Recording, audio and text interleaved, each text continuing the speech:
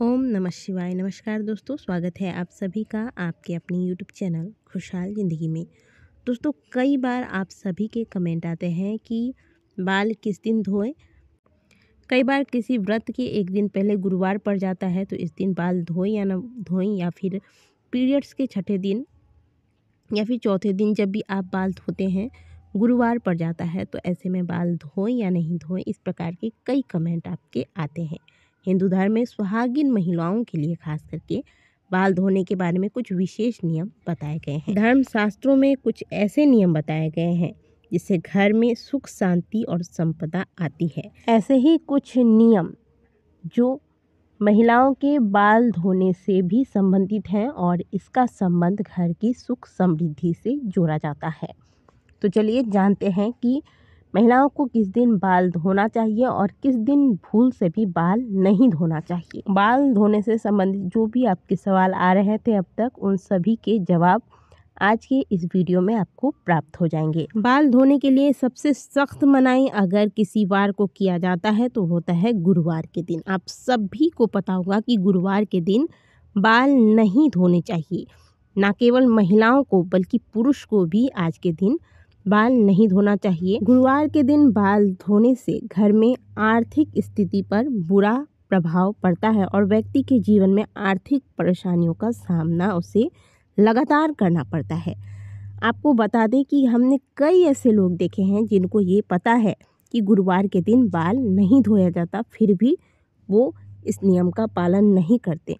कुछ लोगों को ऐसा लगता है कि हम गुरुवार का व्रत नहीं धारण करते, तो फिर ऐसे में हमें इस नियम का पालन करने का कोई आवश्यकता नहीं पड़ता, जबकि यह गलत है।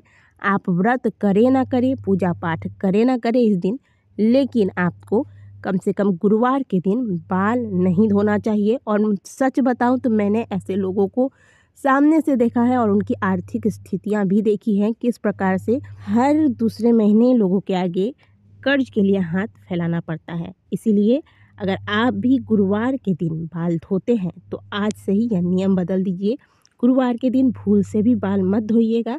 अब अगर किसी का गुरुवार के दिन व्रत पड़ जाता है तो इससे एक दिन पहले यानी कि बुधवार को ही आप बाल धोकर स्नान कर लिया करें। अब कई बार मेरे पास ऐसे कमेंट आए हैं कि पीरियड्स के जैसे कई लोग 3 दिन बाद, कई लोग 4 दिन बाद, कई लोग 5 दिन बाद बाल धोते हैं, तो 5वां दिन हो या चौथा दिन, तीसरा दिन गुरुवार पड़ जाता है, तो ऐसे में बाल धोए या नहीं, आपको गुरुवार को बाल नहीं धोना है। आप एक दिन बाद भी बाल धोएंगे तो भी चलेगा, या फिर एक दिन पहले धो लीजिए, गुरुवार के दिन बाल ना धोएं।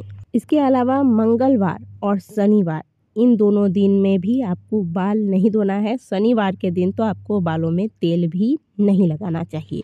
इसके अलावा यदि आप सोमवार का व्रत करते हैं तो ऐसे में आप रविवार के दिन ही बाल धोकर स्नान कर ले, क्योंकि जिस दिन व्रत होता है उस दिन बाल धोकर स्नान नहीं किया जाता।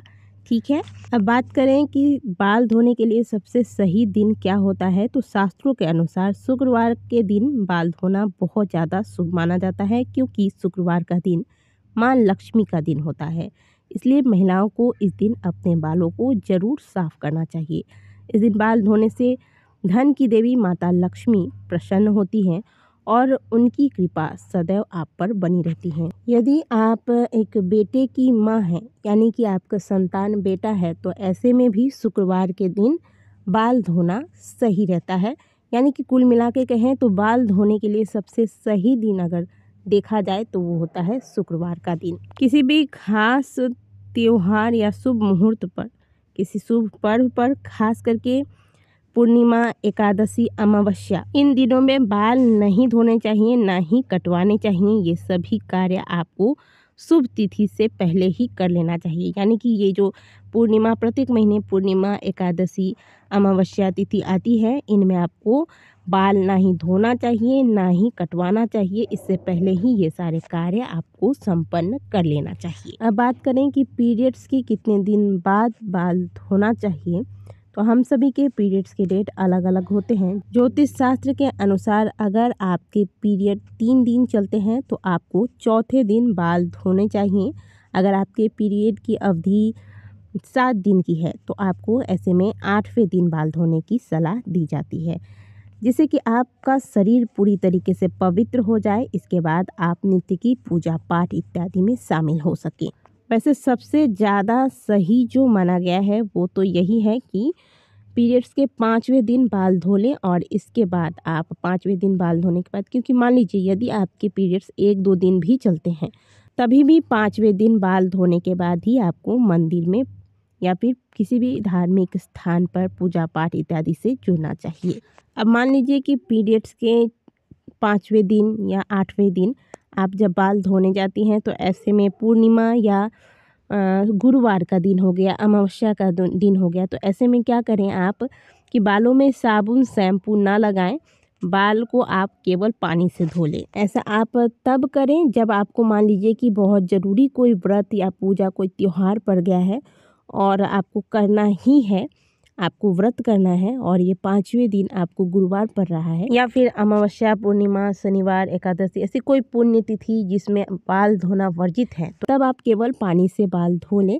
लेकिन अगर ऐसी कोई परिस्थिति नहीं है तो ऐसे में आप 1 दिन के बाद ही बाल धोएं तो ये ज़्यादा सही है। जहाँ तक संभव हो गुरुवार, एकादशी, अमावस्या, पूर्णिमा, इन दिनों में भूल से भी आपको बाल नहीं धोना है।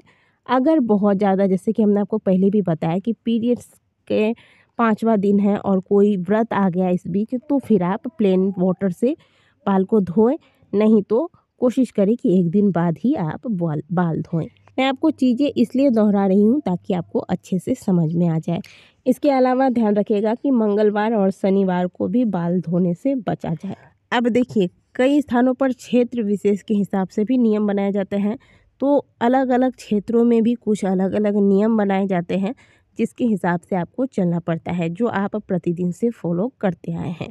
तो वो अगर आपके यहाँ मान लीजिए किसी दिन, जैसे कि मैंने आपको बताया कि शुक्रवार के दिन बाल धोना शुभ माना गया है, लेकिन अगर किसी क्षेत्र में ऐसा नियम हो कि शुक्रवार के दिन बाल नहीं धोया जाता, तो ये अब क्षेत्र विशेष की बात है, तो ये आपको जैसा सही लगे, लेकिन शास्त्रों के अनुसार देखा जाए तो शुक्रवार को बाल धोना सबसे शुभ माना गया है।